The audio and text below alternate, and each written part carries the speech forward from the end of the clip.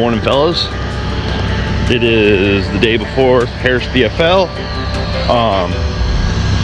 Been pretty crappy about getting videos done this year. It's always, and it hasn't been from lack of trying. It's either I get this whole production going and I have an absolutely dog shit tournament, or my camera doesn't work for a day, or I got some weird SD corruption, or just it's been always something. Last BFL, I thought I left the camera. Turns out I was in the boat the whole time. Just stupid shit. But I'm gonna try and be better. So we're here at putting in at Lake Harris at the bridge. Putting it here at Hickory Point. I actually really like this place. Very nice, very clean. I don't think it's the best tournament venue. It's not where the tournament's out of, but like there's some docks, but there's like nowhere to like tie your boat up. I guess you could over there if you really needed to. Hickory Point, complex boat ramps. See, it doesn't have to be complex. But anyways, and before you guys say anything, no Dahmer jokes. I get the glasses, whatever. Actually, they're really nice for driving, like low light. Like driving this morning, I was wearing these sons of guns. Just, they also like kill the blue light. Kind of makes it easier on the eyes. It makes certain things pop. If it was like a straight up sight fishing tournament, I'd probably be wearing my amber lens Bahios, but I was wearing these. I mean, I could see just fine with them. In certain situations, you can see through the water and make certain things pop. But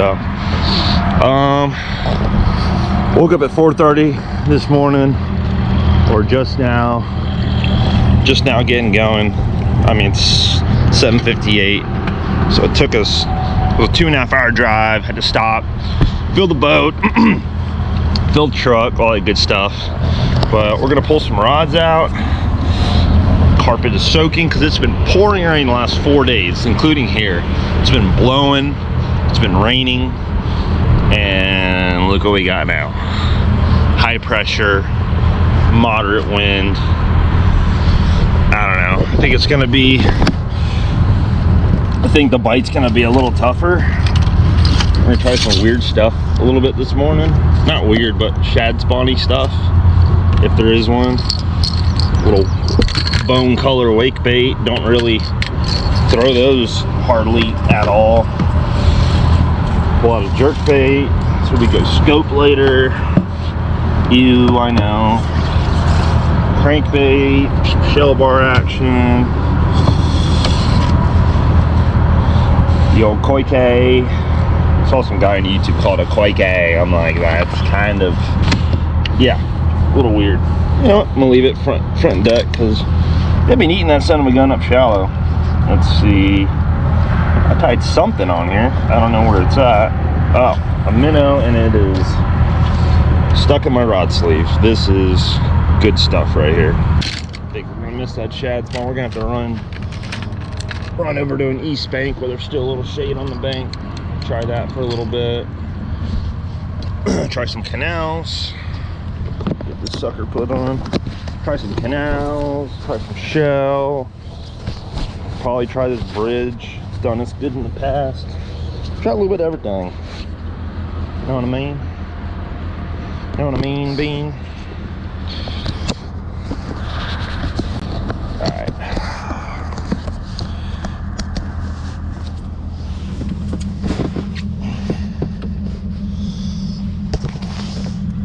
I just got this thing. I'm not gonna tell you where from because I'm kind of ashamed where I purchased it from.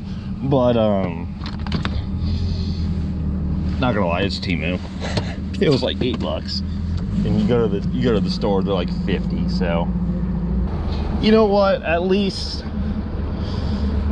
it's not pouring down rain. I wouldn't mind if it was a little bit of misty rain or a little low light, overcast, you know, make the bite fun. But it don't look like the bite's gonna be much fun today. I don't mean that in like a bad way. It's just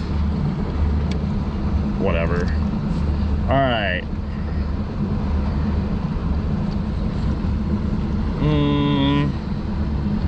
I got a spot in mind. Let's let's go try it. There's a... Now let's go here. There's just so many boats on this bank. They're all...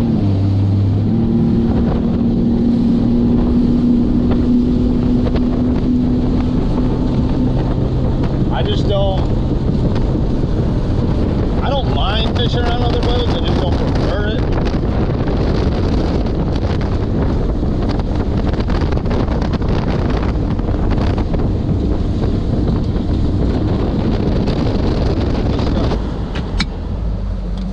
Old Nanner's Cove, or at least right on the other side of it.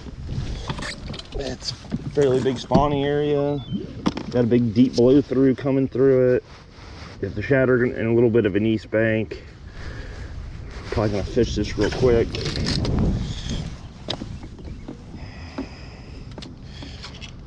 Fish this real quick, and I don't know. I think there's a bird post. Yeah, there's a bird posted up on that other bank. So I'll probably loop around here, cut across. Oh, that's all shady back in there.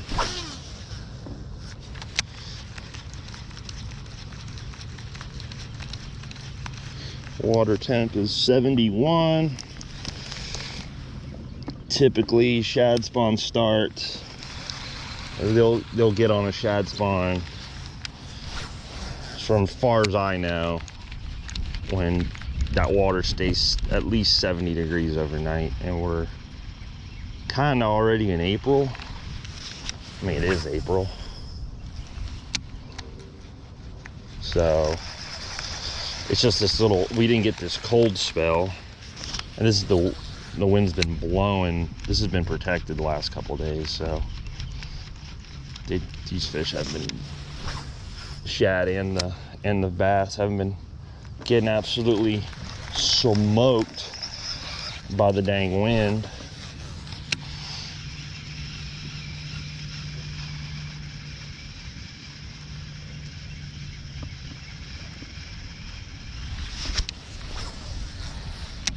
I don't hear nothing.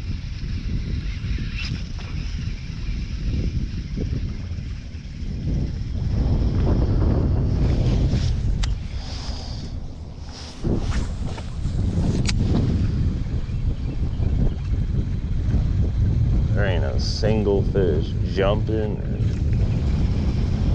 doing nothing. That bird over there is like the only possible sign of a shad spawn that I've seen.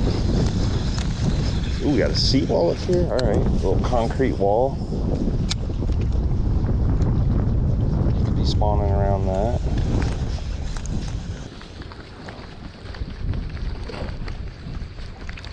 You know what? We'll just go down this little dealio here.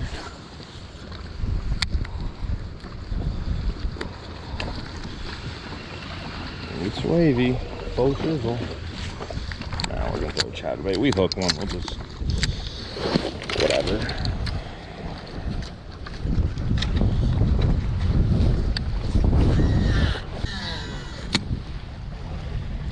Not gonna lie, I just bought this reel off some kid on Facebook Marketplace the other day. He's like, oh, lightly used, put new bearings on it and all this crap. I'm like, dang, new bearings on DC? And this thing almost casts too good. Like, it just slides out of my hand. Pretty nice. Perfect for this little short dock skipper. It's called a dock skipping special. It's a 611. Medium heavy, moderate fast. It's for skipping chatterbaits around. And I'm typically not a white. Typically don't throw white this, like I say, far back into places, like up in canals, up super shallow.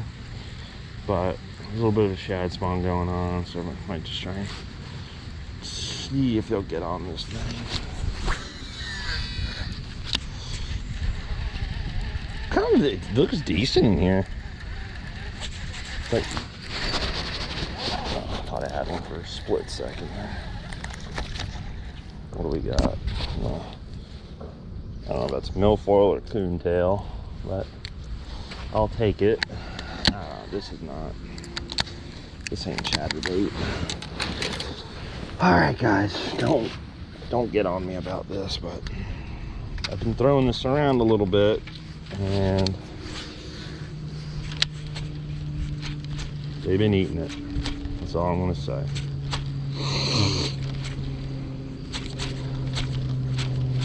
Not really on Okeechobee, as you can imagine, but a couple other places I frequent.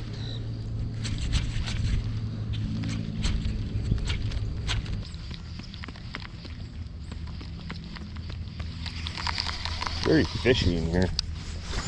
Like this little bush. Definitely not setting the hook back in here. This is like very resident fish. Like that lay down right there. That's like where one would just live. God dang it. One of those things, it can work really good sometimes, but other times you can just waste a lot of freaking time doing it. There'll be a lot of tournaments with fish out here and not catch shit, and then at the end of it, there's one. Yeah, there you go. That's what lives here. First hair's bass of the weekend, whatever.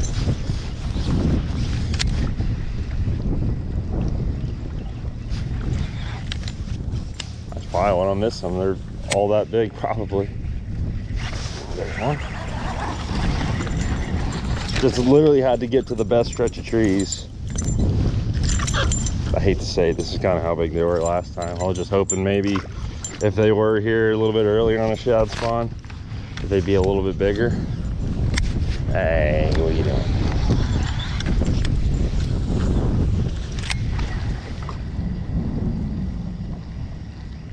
Just creep that spinnerbait there, man. It's pretty, you guys are probably like, why are you throwing a spinnerbait with braid and a leader?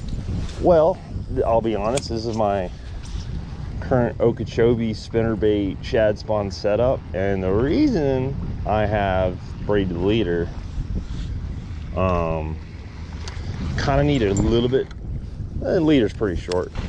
Basically, let's let it hang a little bit. So, okay, you get hung in the Kissimmee grass, you can just reel and just barely pull it. And with that braid, don't have any stretch. We do have a little bit of stretch with the leader, but it ain't much. With that lack of stretch, your bait just breaks out of the grass and falls, and you can just drop back in the water. Whether if I was fishing Okeechobee with the spinnerbait and I was using straight fluoro, you get hung and you go to pull it.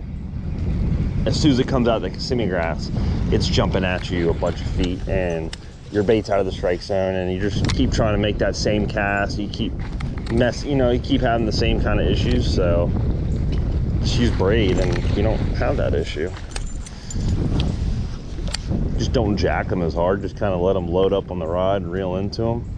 I'd rather throw braid on a spinnerbait than I would a chatterbait. I mean, I just had I've caught some big fish, had some good tournaments with braid or the chatterbait, but every fish is hooked so not good.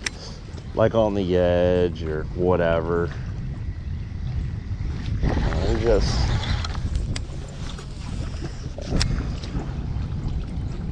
it's just a bunch of rats back here, honestly.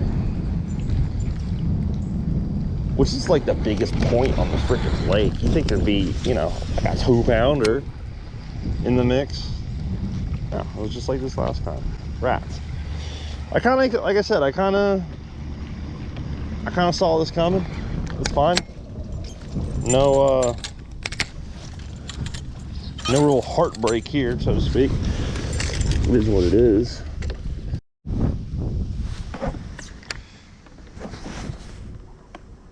No way, hasn't been recording. Oh my gosh. Okay, guys. Well, caught a 3-pounder back here on the swim jig. Had another one wake it. So now I'm kind of a steep bank, so I'm kind of switching over to flipping a little bit. See if I can't get a bite real quick.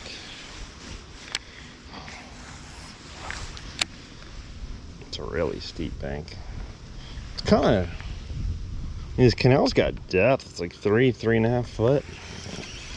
There's something out here in the middle.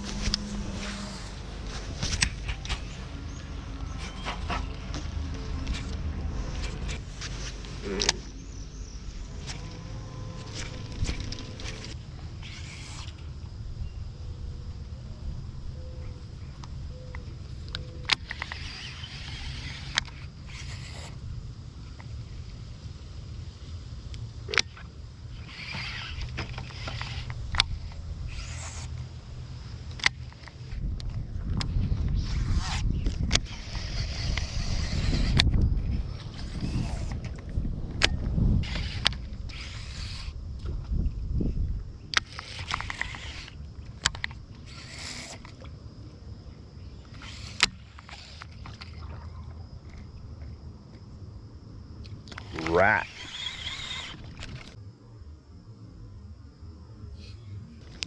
For the bite.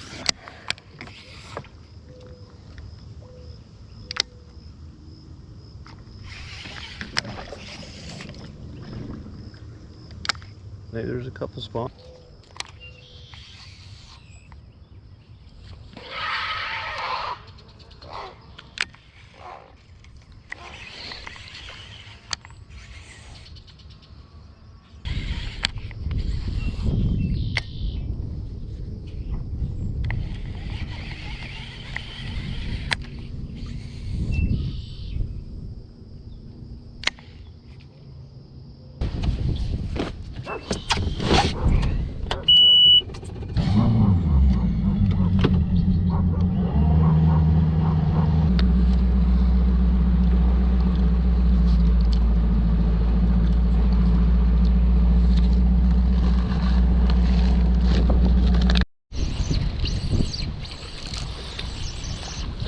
That first bass on that Revo Rocket spinner.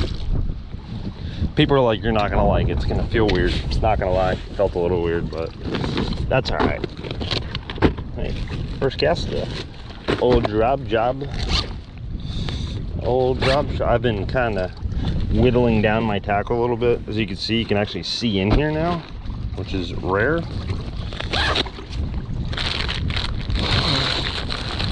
I'm just kind of packing the essentials.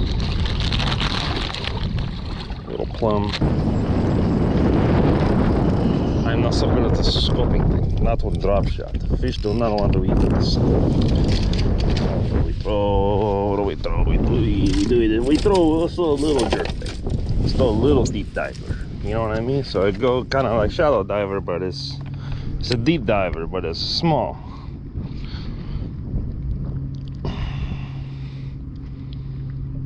Throw on 17-pound test, so it sink deep. So it sink go small and go shallow. But I don't go shallow because it's deep. But it can't go deep because I have heavy line, you know what I mean? It's trying to go down, but again, because of this, because of that, it's a different presentation. The wind is blowing me off the deck of the freaking boat. Holy cow. Show me a bus, man, and I show you a cast. I cannot show you hook set because there's no bite.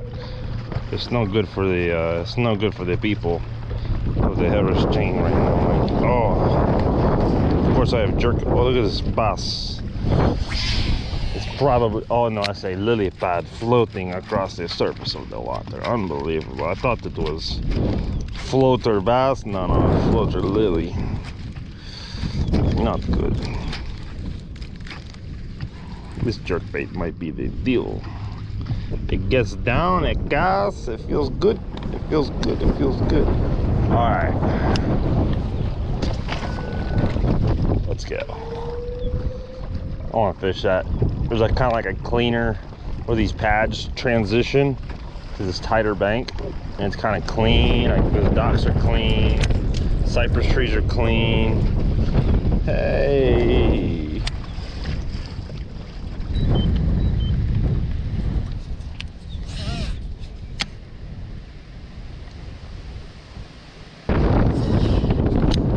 Look at that big old gar.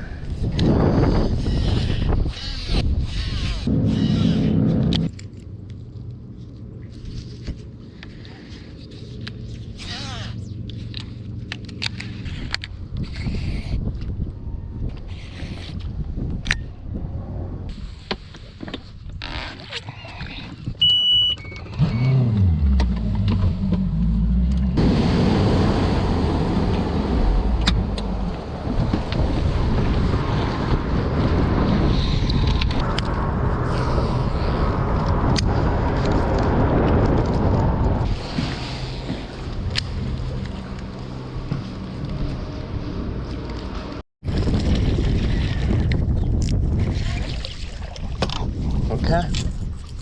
Okay. Little chub. Okay. Ain't been here in 4 years, but I'm glad they're here right now because fishing sucks. This first bait ball I threw to with a jerk bait, I tried throwing a minnow and those could be them right in front of us. I don't know.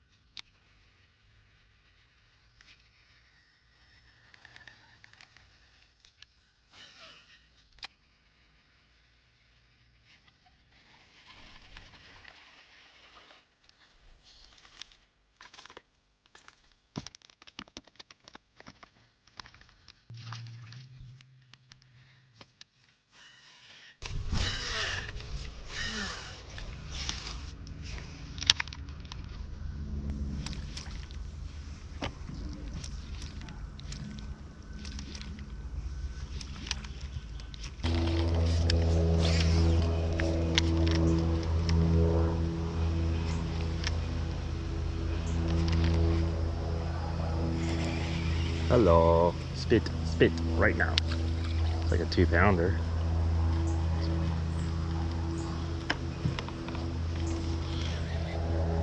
Spit it, dude. Oh my god.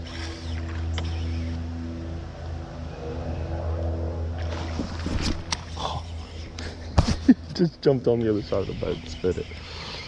So that might have been bigger than a 2-pounder. Hello. Hello, Bessie. Might as well just drop a waypoint there. Alright. I think so. I've had 2 frog bites, 2 or 3 chatterbait bites. Chatterbait bites are small, but I'm glad that they're eating a frog. I thought this high pressure would kill the bite, but this is kind of the overriding factor for the frog bite, this overhanging shady bank deal. She just came up and put freaking whatever she wanted it. It was kind of like on that with like an undercut pockety bank deal. I think I should just leave. I'm pretty confident that I can just run this all day. Probably catch 5 easily. I mean, I probably had 12 bites today. all doing different things. I mean, it's been all over the board, but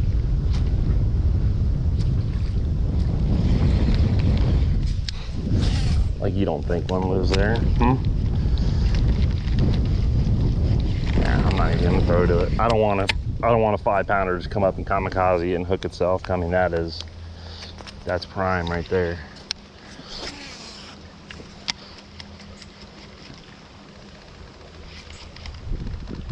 All right, I know they'll eat a frog.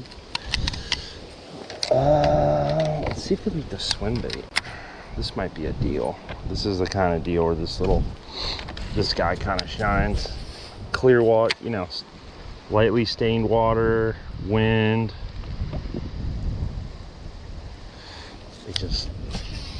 They can't get a super good look at it, but it still looks natural as hell. And it's still very, they could pull them a decent bit.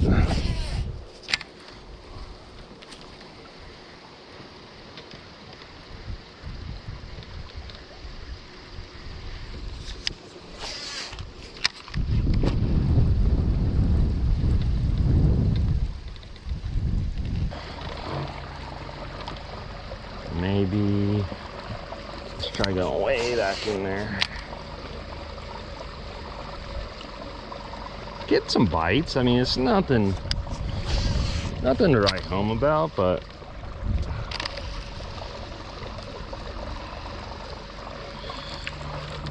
I love to come out here looking for a win. I just don't. You don't know what's going to be the deal, you know? So, first things first, you look for bites, then you find a way to get bigger bites, and then if you think you're really dialed, go for something you think might win it for you.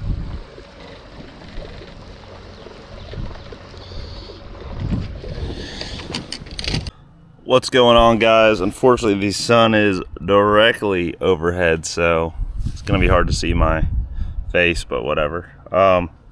Still rocking the yellow glasses. Honestly, I bought these as a joke for this tournament, saying I'm gonna put these on and win the Harris BFL. But the more I wear them, the more I like them. On days like today where it's super bright, they're kind of hard to wear, but if you're just hanging around the house or driving and whatever, it's pretty nice. So this tournament, this BFL was, my goal in this tournament was to get I don't really have a definitive goal. I just wanted to get a good finish. And you know, I think the first like 7 tournament days that I ever fished on the Harris chain, I always walked away with a check. Whether it was the last one, whether it was a top 10, top 15, whatever, I always walked away from the Harris chain doing decent. And last couple of times I've been there, I've just stubbed my toe really bad. Earlier this year, had a mishap with my boat. Has a weird electrical issue, and my friend Brian Lefebvre, who lived 30 minutes from the ramp, was able to bring me his boat that morning. And long story short, I had some bedfish found, and by the time I got the boat and made it down there, a lot of those fish were picked off, and I didn't get there till like 2 hours after takeoff.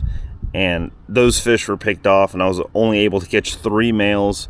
Went and ran some stuff I had outside of those canals, and it ended up striking out big time. It was probably one of the worst BFLs I've ever fished in my life. But this tournament, I wanted to keep things simple, and I kind of looked back at my older events that I fished on the chain, and most of my success happens if I have one day of practice, I'm just going to dedicate it to 1 or 2 lakes and just figure out what's going on there. You know, there's like 8 or 9 lakes on that entire chain, and you really can't fish it all in one day. So I said I'm going to fish Big Harris and Little Harris and just try and figure it out. And that's what I kind of ended up doing. That morning, typically, like how I usually start every morning, of practice, I just kind of started trying a bunch of different things. I tried some canals, I tried a shad spawn, I tried some shell, and I was kind of getting bit a little bit everywhere, but there was nothing that was jumping out to me as good or consistent until I hopped in that one canal, as you guys saw, and got a couple chatterbait bites. They were small, and then I had that big frog bite in the canal. I actually don't know quite how big it was. It looked like a 2-pounder when it ate. When it jumped on the other side of the boat and I turned around and looked to be like a 3.5 pounder. But as I left that canal, I skipped underneath the tree, and like a 3 or 4 pounder like completely demolished it, shook it off. Didn't go 50 yards, skipped underneath another tree, and I could see the fish wake off the bank, come up and eat the bait. I shook that one off too. It looked to be another 3.5+ pounder. So that canal seemed pretty good to me. I thought there would be a lot of boats in there in the tournament. Turned out there wasn't a huge amount of boats that tried to get in there, which was good for me, but you guys will see how all that plays out in the tournament video.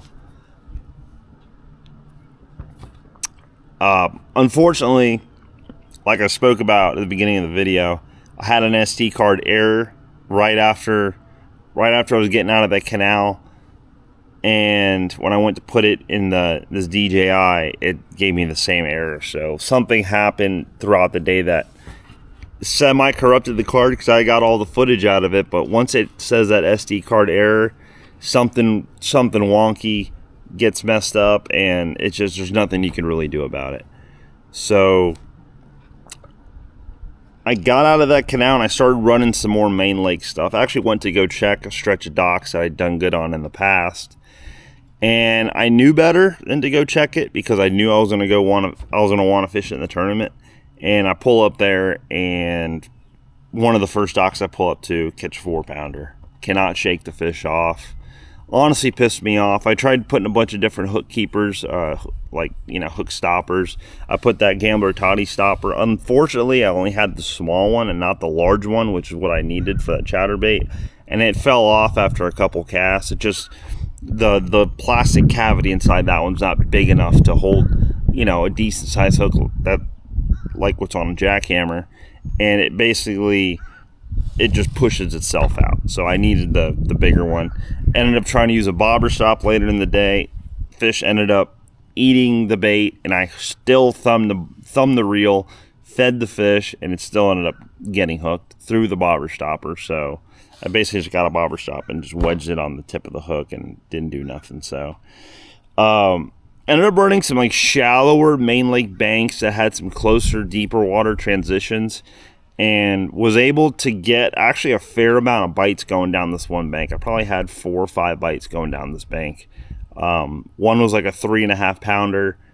That's the one that pushed through the bobber stop. That's the one that kind of pissed me off a little bit more too. But once I got bit in the canal, got bit on those docks, and got bit on that stretch, I kind of started putting the pieces of the puzzle together, kind of figured out what they were, there was not anything that tied all those areas together, but I just understood what was kind of going on, and I was able to look at the map, and I even ran up to some stuff in practice where I'm like, this doesn't quite fit what I'm doing, but let's try it anyways, and I couldn't get bit. So that let me know, that told me that I was kind of on the right track. When you pull up to something, even in practice, you're just like, I don't know if this is the right deal, and you pull up and fish and you don't get bit, that's when you're kind of on the right track. When you pull up to something, you're like, this just looks right, feels right, I'm gonna get bit, and you do get bit. It just kind of reinforced what I was looking for and what I was doing. So pretty much got out of there, fished around. I was kind of spinning my wheels for a little bit towards that afternoon because I knew where I wanted to go and what I wanted to do. I had this stuff in Apopka in the back of my mind that I wanted to go check, but I figured I was better off doubling down, spending the next couple hours just looking for one more thing to fish. on Big Lake Harris and Little Lake Harris. I never found it, which is fine. But my biggest fear was I go to Apopka and I find something and I get like this weird boat number, like in the 30s or 40s, enough to make you want to go try and make the lock, but it's going to put you on the complete opposite end of the chain. You're going to eat up a bunch of time trying to get through there and lock, and I'm just like, you know what? I feel good about what I found down here. Let me just double down and just stay here the entire tournament. And that's basically what I ended up doing. I ended up poking into Big Lake Harris towards the end of the tournament, which you guys will see how all that plays out in the tournament video. But yeah, it felt good to get back on Harris, walk out with a decent finish. I'll tell you guys how I did. I ended up finishing 14th. But it was a pretty, like, the way the whole day played out wasn't exactly how I thought it would play out, but it all worked out. It all worked out for the better, I think. Fish were not biting quite as good as they were in practice, of course, but certain things showed up throughout the day that were like, just small flurries that happened throughout the day, and just, small happenings that happened throughout the day that just kind of made the whole tournament come together. But anyways, I hope you guys enjoyed that practice video. Guiding has pretty much slowed down to a standstill. I ran a trip 2 days ago, and I have a trip on Sunday, and that is basically it for the month of April, because I leave town middle of next week to do doing some personal stuff, and towards the end of, and as soon as I get back, I literally get here to the house, hook up the boat, and drive to Lake Seminole at 4 o'clock in the morning on Saturday morning. So I'm gonna get some of Saturday, Sunday, Monday, Tuesday, Wednesday, and then I guess the tournament starts on Thursday. So gonna try and do my own deal up at Seminole. It's gonna be a scoping event. I already see it, already know it. Last year the top 10 was just 9 out of the top 10 were all scoping, and that's a whole nother deal I'm not gonna get into, but it's just frustrating when you have to fish. It's almost like a ledge tournament, but not even. It's just you have to do this if you want any shot at making the top 10. So I'm almost going into this tournament with the expectation of not making a top 10, which sucks. I'm going to practice the way I need to practice to win the tournament in the top 10, but it's just you're playing checkers when there's about 10 guys in the field who are playing chess. And it's nothing to say that, I don't know what I'm doing, but them boys just got that scope game dialed in. You got Aaron Jaworski, good buddy of mine, Dylan Quillitan, Brody Campbell, Kyle Cordiana. You just got the wrecking crew of scopers, and there's nothing you can do about it. It's nothing on them. They're playing the game the way it needs to be played, and that's totally understandable. But in the last two Southern Toyotas, both in Florida, have been won by these guys scoping 3 hours a day versus the entire field just whether they're scoping or fishing the entire day. It's just you can't. And they've been, I feel like, unique circumstances. Like Okeechobee was very, very tough conditions, post frontal.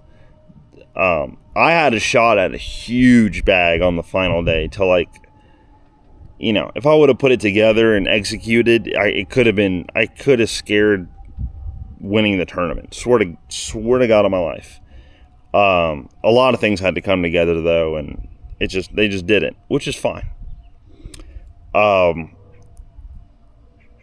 Kissimmee, Toho, that turned out to be a very post-spawn deal, or pre-spawn fish that won that tournament.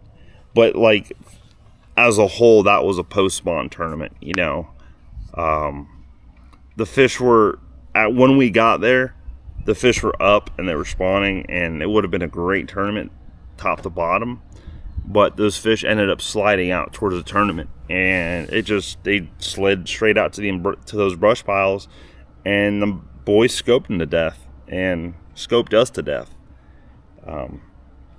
If it would have been a normal tournament to begin with, I would, well, I say that, if the fish would have been up shallower, I probably would have had a better finish, but I just, I didn't adjust. I ended up catching most of my fish the first day out on brush. So, second day got really tough, and I just didn't adjust that well. I was lucky to have 5 that day, pretty much. I'll put it that way. But yeah, Seminole's going to be probably the scopiest tournament of the year for me, and I'm not looking forward to it. Hopefully there's other avenues I can explore where I can do good, have a good finish, and have fun. And goal number 1 is make the championship, the Toyota Championship, because that's the tournament you want to be in. I really fished my whole year in all these tournaments with the focus on the championship, because that's where you can really make your money, if I'm being real. I mean, you could definitely make money throughout the year, but it's the Toyota Championship. I had a really good finish the last time I was there. Granted, we were at Guntersville. This year we're going to Pickwick. That's going to be another super scopy derb, but it is what it is. We're gonna go give it hell if we make it, but first we got to get through Seminole, and I have a good feeling about Seminole. I think I might be able to put some stuff together to where I can be competitive. Maybe not for the win, but at least have a good tournament. But anyways, that's it, guys. I hope you enjoyed the video. Tournament video is going to be coming up here pretty soon. I got a lot of time off to work on videos. So, and if you guys want to book a trip, Lake Okeechobee or Headwaters, the fishing now is as good as it's going to get for the entire year. And I don't say that lightly. April is just off the charts across Florida, especially Okeechobee. It's just the weather's stable. Everything's perfectly stable. Every day there's more brim pulling up and doing their deal. Brim, shell cracker, and the big ones are starting to set up around them, and you got the shad spawn in full swing. Everything is just happening right now. So if you guys want to book a trip, text me at 786-252-2139 or give me a call, whatever, and we'll get out there and we'll set up a trip and we'll go catch our asses. But if you guys like the video, please subscribe, and I will see you later.